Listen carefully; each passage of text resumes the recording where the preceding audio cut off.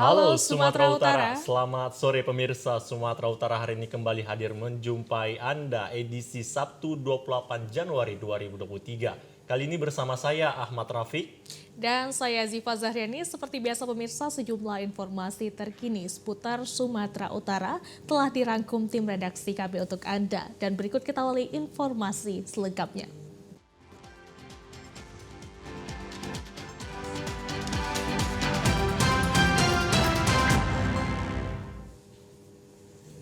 Informasi pertama pemirsa, Menteri Pertahanan Republik Indonesia Prabowo Subianto membagikan 100 motor trail kepada Babinsa di wilayah Kodam 1 Bukit Barisan. Menteri Pertahanan Republik Indonesia Prabowo Subianto membagikan 100 motor trail kepada para Babinsa wilayah Kodam 1 Bukit Barisan di Hotel Santika, Jalan Kapten Maulana Lubis, Medan, Sumatera Utara kemarin. Penyerahan 100 motor trail ini untuk memperkuat komando teritorial. Dalam kesempatan itu, Menteri Pertahanan Republik Indonesia Prabowo Subianto mengungkapkan langkah pertama yang dilakukan dirinya dalam rangka memperkuat komando teritorial dengan melengkapi kendaraan motor yang baru untuk semua prajurit Babinsa di Indonesia. Pada acara tersebut turut hadir dan menyaksikan penyerahan motor trail yakni pejabat utama Kodam 1 Bukit Barisan, Gubernur Sumatera Utara, Kapolda Sumut, dan Wali Kota Medan. Menteri Pertahanan Republik Indonesia Prabowo Subianto mengatakan langkah lainnya untuk memperkuat komando teritorial. Prabowo berupaya memenuhi hak untuk semua prajurit Babinsa di Indonesia melalui dukungan tambahan tunjangan. Kementerian Pertahanan Republik Indonesia Prabowo Subianto menambahkan dalam menghadapi tantangan TNI Polri bersama pemerintah dan rakyat berhasil menyatukan kerukunan dan kedaulatan negara Republik Indonesia. Kemudian menghadapi tahun ini di mana diperkirakan oleh seluruh dunia tahun ini tahun yang penuh tantangan dan kesulitan, Indonesia berada dalam posisi yang lumayan. Dan kalau kita kompak terus, kita rukun terus, kita akan mengatasi semua masalah. Intinya itu yang saya sampaikan. Sementara itu, Babinsa Koramil 07 Lintong Nihuta, Humbang Hasundutan, Sumatera Utara, Koptu STP Siburian berharap pemberian motor trail ini dapat ditambah untuk mendukung operasional Babinsa di desa. Kepada Bapak Menteri Pertahanan yang semulanya sekarang dijanjikan 100, kami berharap setiap Babinsa yang ada di Koramil tetap mendapatkan sepeda motor untuk operasional kami ke desa-desa. Demikian. Kita beralih ke informasi lainnya pemirsa. Kementerian PUPR kembali melanjutkan pembangunan sistem penyediaan air minum di ibu kota kecamatan yang sebelumnya dikerjakan oleh Balai Wilayah Sungai 2 Sumatera pada tahun 2021 lalu.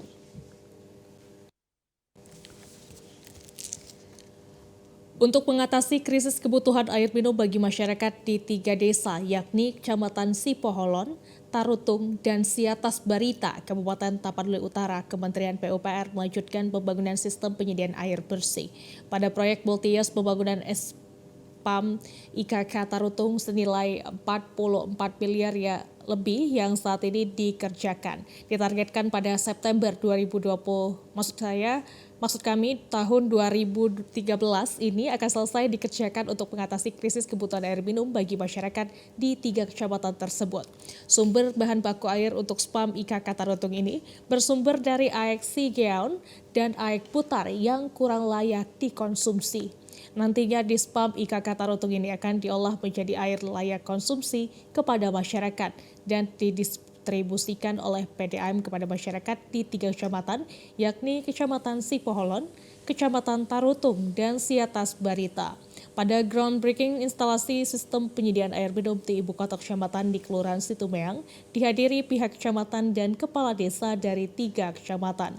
Pembangunan tersebut dapat segera dituntaskan sehingga persoalan krisis air minum dapat diatasi.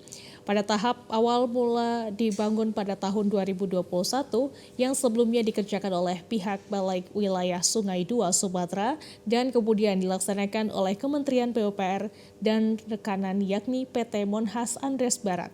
Saat ini progres pembangunan SPAM IKK masih sepertiga dari target. Telah dilakukan uji coba volume debit air beberapa waktu lalu dengan jumlah volume sekitar 60 liter per detik. Saat ini di lokasi pekerjaan terdapat 2 item pembangunan spam IKK yang sedang dikerjakan, yakni pembangunan instalasi pengolahan dan bangunan pendukung instalasi termasuk pembangunan jaringan. Menurut pejabat pembuat Komitmen 1 Kementerian PUPR, Hizkia Pasaribu, selama pembangunan akan ada gangguan lalu lintas dan pekerjaan pembongkaran serta pemasangan pipa di jalan. Pihaknya meminta masyarakat di 3 kecamatan memakluminya dan diharapkan pembangunan instalasi pengelolaan air minum tersebut dapat terlaksana dengan baik. Masyarakat di Tapanuli Utara untuk ketiga kecamatan memang kami nggak bisa janji ini akan menuntaskan masalah air di Tapanuli Utara, tidak bisa. Karena ini kami hanya sebagian kecil. Kalau kita lihat masyarakat di sini kan cukup banyak. Kita hanya menyediakan sekitar 50 liter per detik. 50 liter itu paling cuma bisa dibilang 4.000 rumah. Itu pun kalau hitungannya satu rumah cuma 60 liter. Sementara di Tarutung bisa aja satu rumah bisa sampai 100. Pemirsa, dalam menyambut gelaran balapan internasional F1 H2O, Gubernur Sumatera Utara terus melakukan berbagai persiapan, yakni perbaikan infrastruktur, usaha mikro kecil menengah, dan ramah tamah masyarakat. Gelaran balapan internasional F1 H2O yang akan diselenggarakan pada 24 hingga 26 Februari 2023 dapat menjadi kesempatan yang baik bagi Pemprov Sumatera Utara dalam memperkenalkan wisata super prioritas kawasan Danau Toba dan perputaran roda perekonomian melalui UMKM masyarakat. Guna mensukseskan acara tersebut, Gubernur Sumatera Utara Edi Rahmayadi meminta kepada seluruh jajaran Pemprov dan stakeholder lainnya untuk dapat mempersiapkan event tersebut dengan sebaik mungkin. Saat ini Pemprov Sumatera Utara masih terus melakukan persiapan, yakni perbaikan infrastruktur di seputaran Danau Toba, UMKM masyarakat, dan keramatamahan masyarakat Toba dalam menyambut para peserta serta wisatawan yang hadir dari berbagai negara. Gubernur Sumatera Utara Edi Rahmayadi juga meminta kepada seluruh 33 kabupaten kota Provinsi Sumatera Utara untuk dapat terlibat aktif dalam mensukseskan gelaran internasional F1 H2O. Yang biasa balap di darat, Mandalika, ini balapnya di air, Danau Toba. Berbanggalah kita jadi rakyat Sumatera Utara, ada balap kelas internasional di Toba, di Danau Toba. Saat ini berada di Kabupaten Toba. Dia sampai 5 tahun pelaksananya kalau mereka berkenan. Nah, kita berharap semua rakyat semua ini mengetahui kecepatan 250 sampai 300 km per jam, hampir sama dengan pesawat. Itu seluruh rakyat, khususnya rakyat Sumatera Utara, rakyat Indonesia, ada dari luar pun juga internasional akan datang ke Toba. Bupati Toba Pol Taksitorus mengatakan saat ini pihaknya terus bekerja keras dalam membersihkan enceng gondok yang berada di kawasan Danau Toba agar tidak mengganggu jalannya balapan F1 H2O. Diperkirakan penonton yang akan hadir dalam gelaran F1 H2O akan mencapai ratusan ribu orang. Kita sudah sedang bekerja keras sekali membersihkan Danau Toba, terutama enceng gondoknya supaya tidak nanti mengganggu event ini atau mengganggu bootnya nanti waktu lomba. Kemudian bukan hanya Danau Toba yang kita bersihkan, terutama daerah Toba, daerah Baligi juga kita bersihkan bersama-sama dengan turun juga dari Polda ikut bergotong royong kemarin. Nah, karena ini adalah event bertaraf internasional, mata dunia ke kita. Jadi kita harus matang-matang betul untuk mempersiapkan. Sekarang juga sedang kami persiapkan tempat-tempat untuk penonton supaya penonton merasa nyaman di sana. Kita perhitungkan penontonnya itu lebih daripada 25.000. Kemungkinan ini bisa ratusan ribu nanti yang datang ke sana. Pemirsa, Rumah Sakit Umum Pusat Haji Adam Malik Medan melayani vaksinasi booster kedua COVID-19 usia 18 tahun ke atas. Antusias masyarakat untuk mendapatkan vaksinasi COVID-19 masih cukup tinggi. Hal itu terlihat pada jumlah masyarakat yang ikut vaksinasi COVID-19 di Rumah Sakit Umum Pusat Haji Adam Malik Medan, Jalan Bungalau Medan kemarin. Meski pemerintah Indonesia telah mencabut pemberlakuan pembatasan kegiatan masyarakat, namun ancaman resiko penularan masih bisa terjadi. Untuk mencegah kemungkinan terjadinya lonjakan kasus baru COVID-19, masyarakat dianjurkan untuk mengikuti program vaksinasi booster kedua. Mendukung pelaksanaan program tersebut, Rumah Sakit Umum Pusat Haji Adam Malik Medan sejak 26 Januari 2023 telah melayani masyarakat umum yang akan vaksinasi 1 dan 2. Usia 18 tahun ke atas, dan selain itu juga melayani vaksinasi booster 1 dan 2 usia 18 tahun ke atas. Pelayanan vaksinasi ini akan berlangsung setiap hari kerja dari pukul 8 pagi hingga pukul 1 siang. Ketua Tim Vaksinasi COVID-19 Rumah Sakit Umum Pusat Haji Adam Malik, Dr. Zuhrial, mengatakan antusias masyarakat untuk mendapatkan vaksinasi masih cukup tinggi. Sepertinya antusias masyarakat cukup baik, di mana pada hari pertama saja tanggal 26 sudah ada 67 orang yang ikut vaksinasi, dan hari ini hari kedua tanggal 27 ada 56 peserta. Kemudian vaksin yang disediakan untuk kami itu ada 40 vial, di mana 40 vial itu bisa untuk 480 Pemerintah mengimbau masyarakat untuk mengikuti vaksinasi booster kedua untuk meningkatkan kekebalan bersama dan sebagai pertahanan pertama dalam menghadapi varian baru dari COVID-19.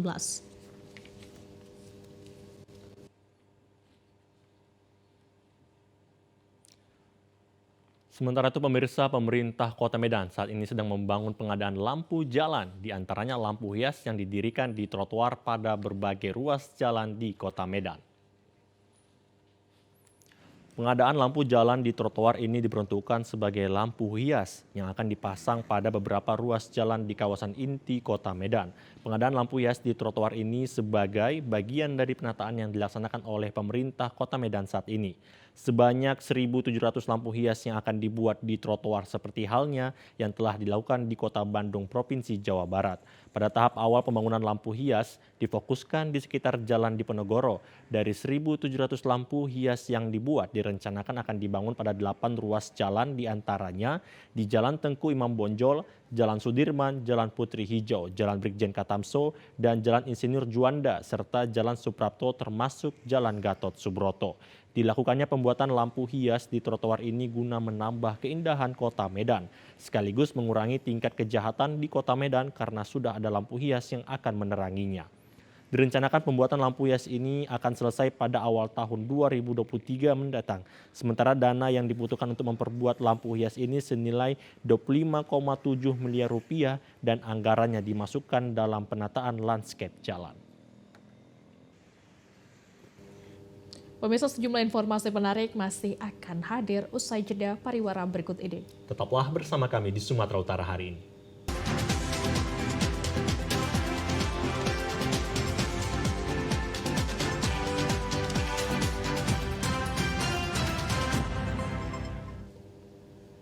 Pemirsa, Polres Labuan Batu Selatan menggelar konferensi pers di depan Makopolres di Sosopan, Kecamatan Kota Pinang, Kabupaten Labuan Batu Selatan, mengungkap kasus tindak pidana dengan mengamankan sebanyak 11 tersangka.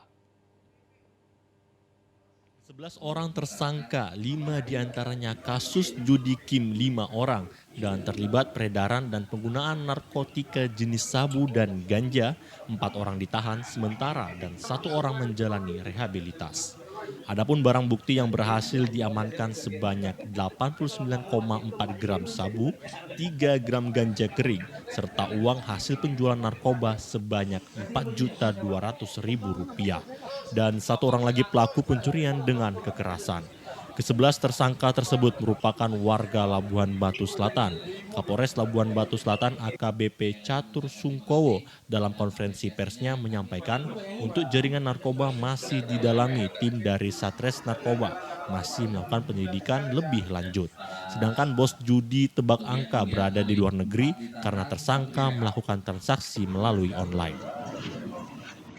Pelaku tindak pidana 114 junto 112 ayat 2 Undang-Undang 35 tahun 2009 tentang narkotika. Ini masih didalami karena memang ada beberapa jaringan yang baru terungkap. Ini satu jaringan. Tim kami dari Sat Narkoba masih melakukan penyelidikan lebih lanjut untuk mengungkap jaringan di atas. Sementara ini belum ada. Jadi hasil pengakuan dari 3 tersangka ini belum yang residivis. Mudah-mudahan ini yang terakhir bagi mereka sehingga tidak mengulangi perbuatannya. Menghimbau kepada seluruh masyarakat.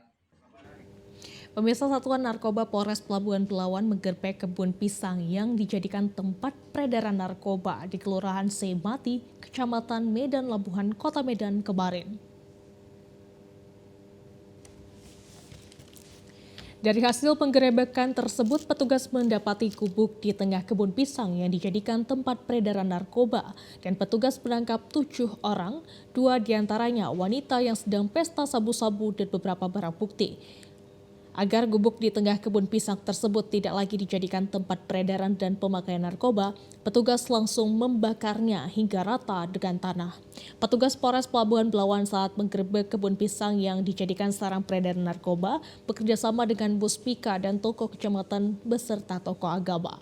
Kebun pisang yang dijadikan peredaran narkoba dikepung puluhan petugas. Kapolres Pelabuhan Belawan AKBP Joshua Tambubolon mengatakan, pada penggerebekan pondok di tengah kebun pisang tersebut, petugas menangkap 7 orang, diantaranya 2 wanita keturunan Cina, dan langsung dibawa ke Mako Polres Pelabuhan Belawan bersama barang bukti sabu siap edar. Untuk mempertanggungjawabkan perbuatannya, para pelaku kini mendekam di Polres Pelabuhan Belawan. Petugas Satres Narkoba Polres Pelabuhan Belawan saat ini terus memberantas peredaran narkoba di pesisir Belawan yang dijadikan pintu masuknya narkoba melalui jalur laut. Oleh Kasat Narkoba bersama tim pada saat melakukan gerebek kampung narkoba yang merupakan program prioritas pimpinan, ya, dan mereka ini merupakan ibu rumah tangga, ya, dan tadi sudah mengakui perbuatannya. Nah, ini kami nanti akan proses, ya, karena kasus narkoba ini merupakan kasus atensi, kami akan proses, ya, sesuai dengan undang-undang yang berlaku terkait. Sementara itu pemirsa, 2 rumah warga terbakar di Gang Masjid Arido Medan Helvetia karena tidak bisa menyelamatkan diri, 1 orang meninggal dunia. Kebakaran terjadi di rumah warga Jalan Budi Luhur Gang Masjid Arido Medan Helvetia siang tadi. 1 rumah permanen milik Ratna terbakar dengan kerusakan 80%. Terlihat sia-sia barang dan material rumah Ratna hangus terbakar. Api membakar seluruh atap rumah dan perabotan milik Ratna. Pada peristiwa kebakaran ini, 1 orang bernama Ridwan yang tidak sempat menyelamatkan diri ikut terbakar dan meninggal dunia. Banyaknya warga yang berada di lokasi kebakaran menyebabkan pihak kepolisian dengan cepat memasang garis polisi untuk kepentingan pemeriksaan. Inafis Polrestabes Medan yang berada di lokasi langsung melakukan olah tempat kejadian perkara. Saksi mata yang mengetahui peristiwa kebakaran turut dimintai keterangan. Puing-puing material rumah yang hangus terbakar diantaranya kursi, pakaian, dan lainnya. Petugas Dinas Pencegahan dan Pemadam Kebakaran yang tiba di lokasi langsung memadamkan api yang sempat merambat ke rumah warga lainnya. Rumah milik Sakirin mengalami kerusakan 10%. Salah seorang warga bernama Sakirin mengatakan rumahnya mengalami kerusakan akibat terbakar. Pada saat terjadi kebakaran, ia sedang tidak berada di rumah. Saya kurang jelas, saya jualan. Jadi dia info, nggak terangkat tapi sampai di pangkat 300 meter nampak berkumpul api. Jadi mungkin rumah saya, jadi saya kejar pulang gitu. Oh, jadi rumah Bapak yang terbakar ini yang sebelah atau yang habis ini, Pak? Sebelah. Sebelah ya, Pak. Korban juga, Saya jualan roti, jadi pulang jualan gitu saya mau ada berkumpul api. Tapi kok rumah saya macamnya itu, jadi saya angkat pulang ke rumah begitu. Saya lihat memang keterangan saya betul. Udah nggak tertolong lagi, Pak. Nah, itu informasinya ada korban jiwa, Pak?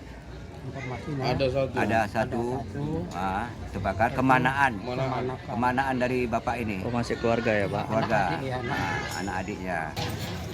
Kebakaran terjadi akibat konsleting listrik. Jasad korban kebakaran telah dievakuasi dan dibawa ke Rumah Sakit Bayangkara Polda Sumut. Kita beralih ke Binjai, pemirsa. Aparat kepolisian Polres Binjai menggelar kegiatan Jumat Curhat guna mengantisipasi maraknya tawuran pelajar dan geng motor yang ada di Kota Binjai. Pertemuan Jumat Curhat ini dihadiri MUI Kota Binjai, tokoh agama, Kamtibmas, serta kepala sekolah dan kepala lingkungan yang ada di Kota Binjai, Kapolres Binjai AKBP Hendrik Situmorang, dan masyarakat. Program Jumat Curhat merupakan instruksi dari Mabes Polri yang diteruskan ke masing-masing Polda se-Indonesia dengan tujuan pendekatan kepada masyarakat dan tokoh agama. Kegiatan ini juga sebagai ajang silaturahmi untuk menciptakan suasana keamanan dan ketertiban masyarakat yang kondusif. Sesuai situasi yang viral yakni tawuran antar pelajar dan geng motor yang sangat meresahkan masyarakat merupakan topik utama dalam pembahasan Jumat Curhat yang langsung dipimpin Kapolres Binjai. Selain itu, pihak sekolah juga bekerja sama dengan aparat kepolisian terkait penggunaan handphone seluler yang berakibat buruk pada mental pelajar, seperti masalah dengan menyakiti diri yang viral di TikTok. Akar penyebab masalah dengan penyalahgunaan narkoba menjadi topik utama yang merupakan tanggung jawab bersama dari aparat penegak hukum maupun masyarakat dan tokoh agama. Kapolres Binjai AKBP Hendrik Situmorang mengatakan, Jumat Curhat merupakan kegiatan yang sangat positif karena keluhan dan saran dari masyarakat bisa langsung disampaikan pada aparat kepolisian dengan harapan situasi Kamtibmas bisa lebih kondusif.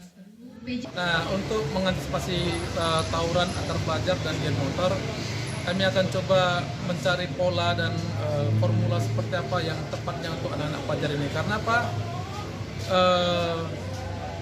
Anak-anak pelajar ini kita harus tahu betul seperti apa sih dinamika dia di sekolah, apa permasalahannya.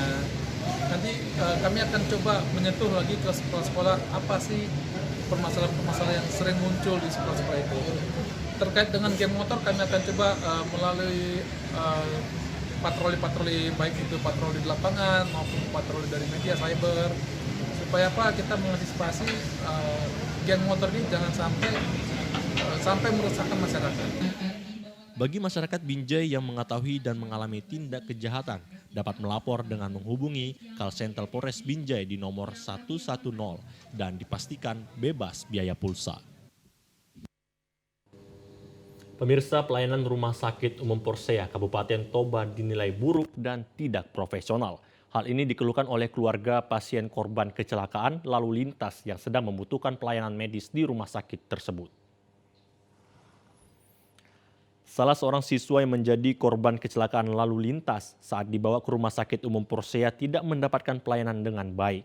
Keluarga pasien Saud Napitupulu mengatakan pelayanan dari Rumah Sakit Umum Porsea sangat buruk dan tidak profesional seperti yang diharapkan warga. Salah satu faktor yang menyebabkan keluarga pasien kecewa karena peralatan ronsen tidak dapat berfungsi dan pasien harus dirujuk ke Rumah Sakit Umum HKBP Balige untuk mendapatkan ronsen. Saat pasien dirujuk ke Rumah Sakit Umum Balige, pihak Rumah Sakit Umum Porsea tidak dapat memberikan layanan ambulans sehingga keluarga pasien harus menggunakan angkutan umum.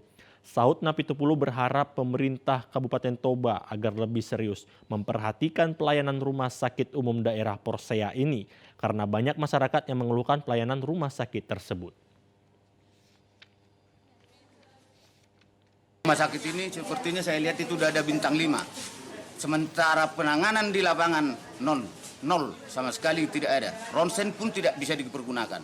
Jadi harap kepada seluruh masyarakat dan apalagi insan pers yang ada di Toba Samosir untuk menggaungkan ini agar rumah sakit ini sesuai dengan tupoksinya untuk mengobati orang-orang yang sakit.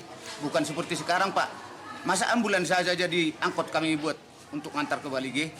Mungkin yang ke Siantar kalau memang ambulansnya sekarang nggak ada, mungkin angkot juga kami bawa nanti ke Siantar untuk merujuk yang tinggal di sini.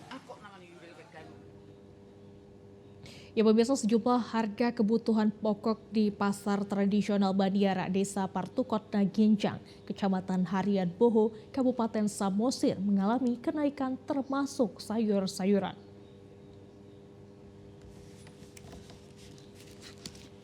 Dari pantauan tim di lapangan, selain harga sembako dan sayur-sayuran, ikan asin, telur, dan daging juga mengalami kenaikan. Salah seorang pembeli Dorma Sidaputar mengatakan saat ini masyarakat di Kecamatan Harian Boho sangat merasakan sulitnya memenuhi kebutuhan hidup sehari-hari dikarenakan hampir seluruh kebutuhan pokok mengalami kenaikan. Di pasar tradisional Bandiara khususnya Harga minyak goreng dan gula naik hingga Rp3.000 per kilogram. Saat itu harga ikan asin juga naik Rp2.000 hingga Rp3.000 per kilogram. Harga daging juga naik Rp5.000 per kilogram. Selain itu, telur ayam juga mengalami kenaikan yang sangat signifikan, sebelumnya Rp40.000 per papadnya naik menjadi Rp53.000 per papadnya. Dorima berharap pemerintah memperhatikan kenaikan harga ini untuk ikut meringankan beban masyarakat saat ini.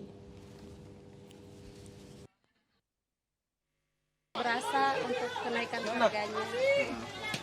Nah, kira-kira kalau untuk sembako gimana? Sama, naik semua. Kira-kira bisa berapa Bu naiknya kira-kira? Ya, dari yang biasa kan ada naik 3.000, 5.000 gitu. Kan kalau kita sebagai masyarakat biasa ya itu udah lumayan berasa gitu. Kalau sayur-sayuran gimana Bu? Naik juga. Itu naiknya berapaan Bu kira-kira? Sayur juga naik hampir setengah harga. Salah seorang penjual Kristiani Situmorang mengatakan untuk harga cabai merah, bawang, tomat, dan semua jenis sayur-sayuran mengalami kenaikan harga yang signifikan. Cabai merah, bawang, dan tomat mengalami kenaikan harga hingga Rp20.000 per kilogram. Namun, untuk harga jenis sayur-sayuran kenaikan tidak begitu tinggi. Untuk saat ini para pembeli banyak yang mengurangi jumlah pembelinya karena hampir semua kebutuhan pokok naik. Kristiani menjelaskan omset penjualannya sangat jauh berkurang hingga 70%. Untuk harga sembako sekarang kayak cabai sama bawang tuh harganya melonjak tinggi.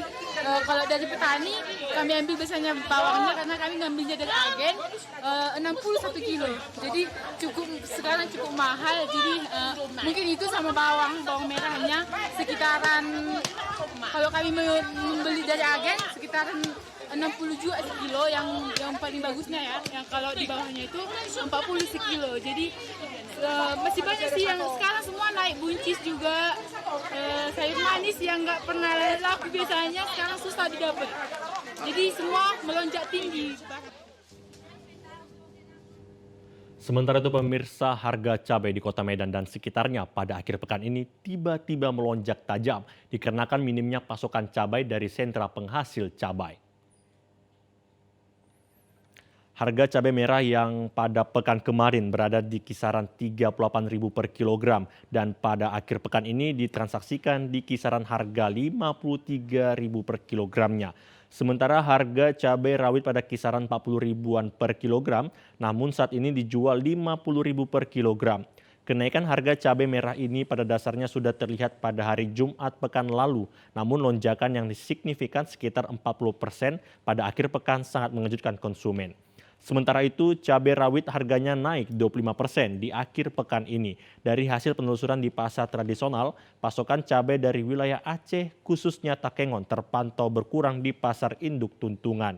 Cabai dari Jawa yang masuk ke Kota Medan juga mengalami kenaikan harga di pasar induk ditransaksikan di kisaran Rp45.000 per kilogramnya. Menurut pengamat ekonomi, kenaikan harga cabai ini tidak terlepas dari minimnya pasokan dari wilayah Tanah Karo, Sumut, sehingga lebih banyak bergantung cabai dari luar Sumatera Utara. Sejauh ini, cabai dari Takengon juga menyuplai kebutuhan cabai di luar wilayah Sumatera Utara, khususnya Riau, sehingga Sumut, khususnya Kota Medan harus berbagi dengan wilayah lainnya. Untuk sejumlah wilayah lain yang menjadi lumbung cabai seperti Kabupaten Batubara baru akan memasuki musim panen di bulan Maret mendatang. Pada dasarnya harga cabai di Kota Medan maupun Sumatera Utara secara keseluruhan masih berpeluang berfluktuasi dengan tren naik setidaknya hingga jelang Ramadan nanti. Kenaikan harga cabai yang terjadi saat ini masih akan berpeluang untuk turun dalam sepekan ke depan. Pasokan cabai dari wilayah pegunungan yang mengalami penurunan lebih dikarenakan oleh intensitas hujan yang tinggi untuk beberapa saat, sehingga dampak kenaikan harga ke konsumen juga tidak akan lama.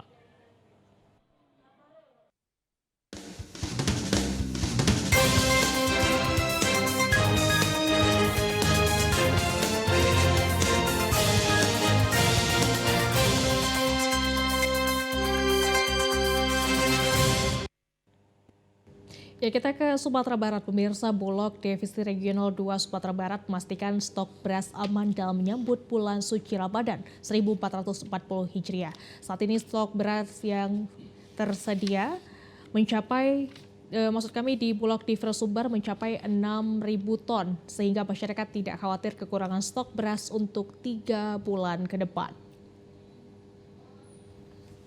Bulog Divisi Regional Sumatera Barat memastikan stok beras di awal tahun 2023 aman untuk memenuhi kebutuhan masyarakat Sumatera Barat hingga 3 bulan ke depan. Kepala Bulog Divre Sumatera Barat Sri Wulan Astuti mengatakan Bulog Divre Sumatera Barat memiliki stok beras sekitar 6.000 ton. Beras tersebut siap untuk didistribusikan ke 19 kabupaten kota di Sumatera Barat. Jumlah tersebut diperkirakan cukup untuk memenuhi permintaan beras masyarakat Sumatera Barat, khususnya dalam menyambut bulan suci Ramadan. Untuk itu diharapkan masyarakat tidak perlu panik buying dalam menyambut bulan suci Ramadan sehingga stok beras dan harga beras di pasaran tetap stabil. Saat ini Bulog Divre Sumatera Barat menetapkan harga eceran tertinggi beras di angka Rp9.600 per kilogram. Kami insya Allah menghadapi bulan suci Ramadan, Perum Bulog Kanwil Sumatera Barat siap menghadapi bulan suci Ramadan dan kami berkomitmen untuk menyediakan stok pangan masyarakat Sumatera Barat. Kami dari Perum Bulog Kanwil Sumatera Barat menghimbau kepada masyarakat dengan hati-hati menghadapi isu yang tentang kenaikan harga.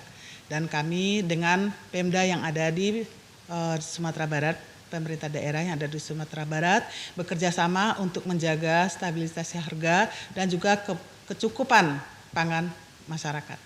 Melalui koordinasi dengan dinas terkait, Bulog Divre Sumatera Barat terus memasifkan kegiatan operasi pasar melalui program stabilisasi pasokan dan harga pangan, serta telah mendistribusikan sebanyak 1.300 ton beras ke pasaran.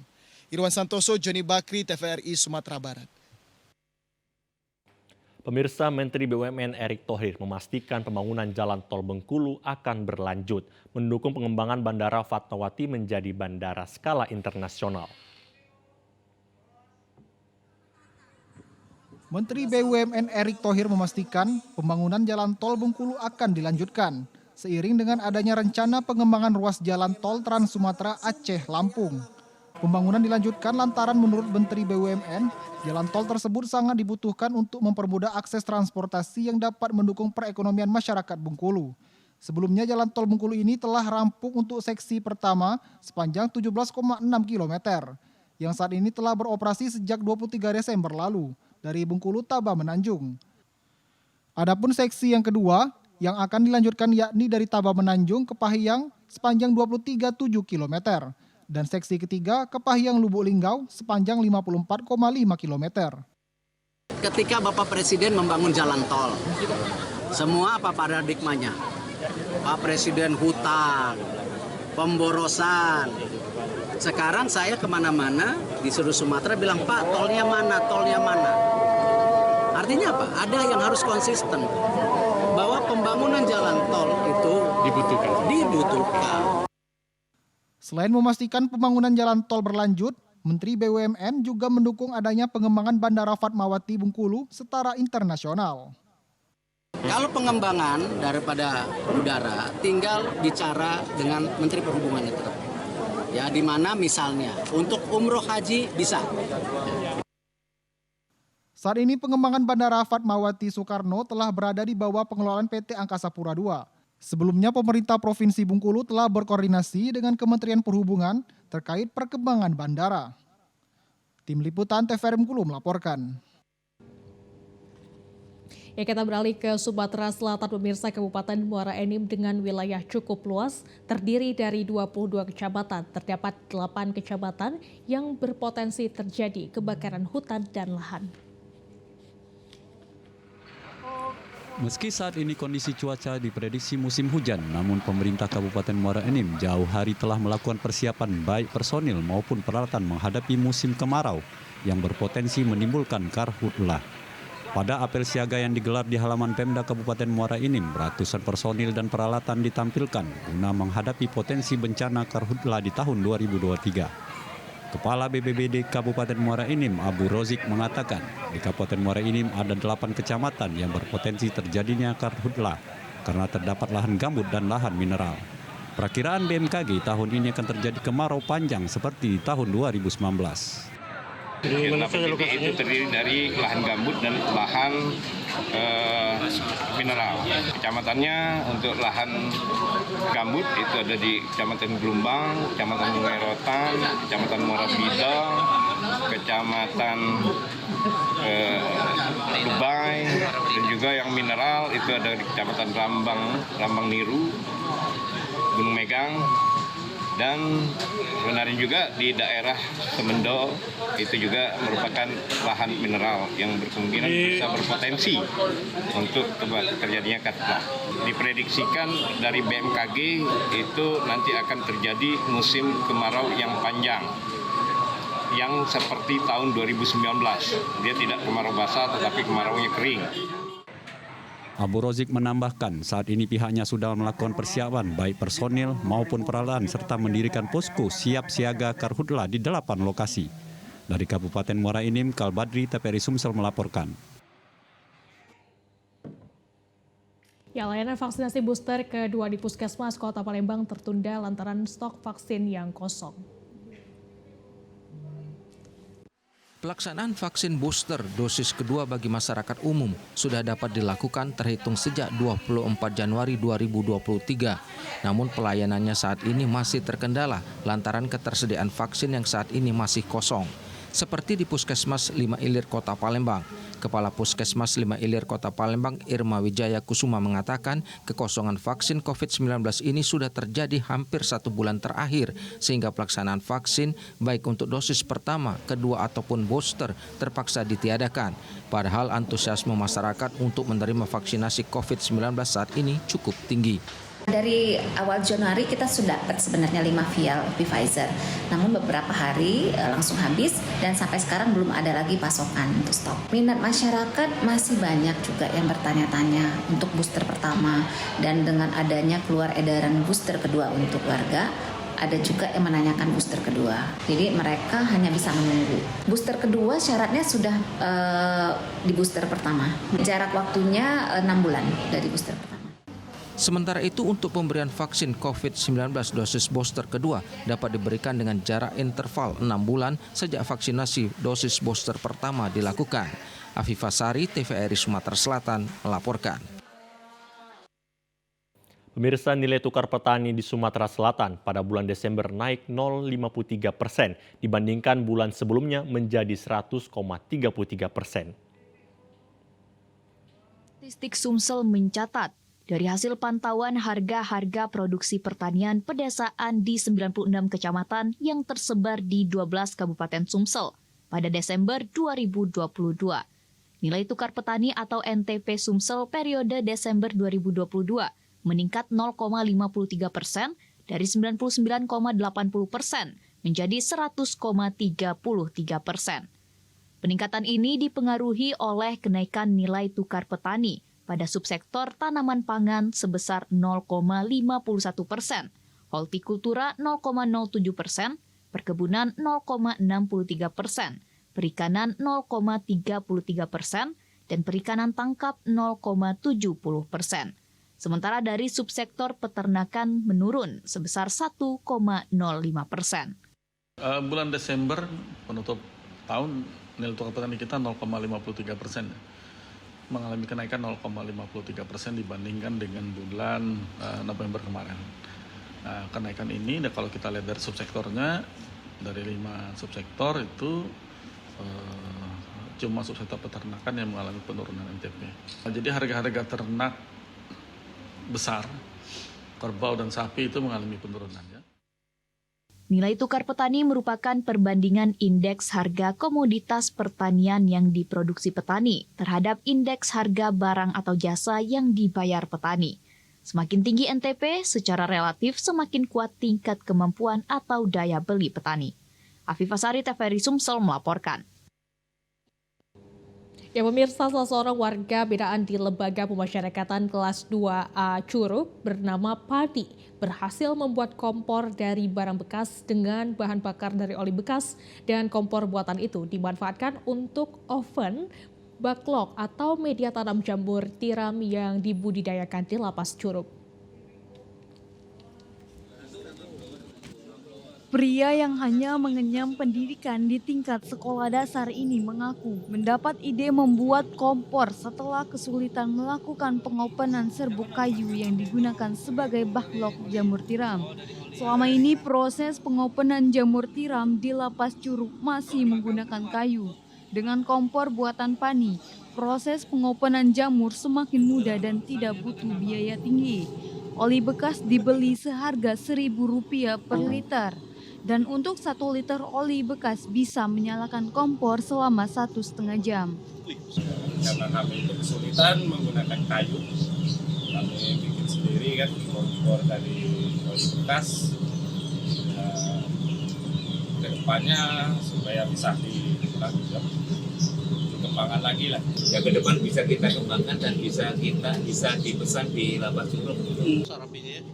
Sementara itu, Kepala Lapas Kelas 2A Curug, Bambang Wijinarko mengungkapkan kompor buatan berbahan bakar oli bekas terbukti sangat membantu. Kalapas berencana akan mengembangkan pembuatan kompor lantaran banyak manfaat dan dapat dijual ke masyarakat. Dari Rejang Lebong, kontributor TPRI Bengkulu melaporkan. Pemirsa, informasi tadi mengakhiri perjumpaan kita di Sumatera Utara hari ini. Kami mengucapkan terima kasih atas perhatian dan kebersamaan Anda. Saya Ahmad Rafiq. Dan saya Ziva Zahriani. Selamat sore dan sampai jumpa.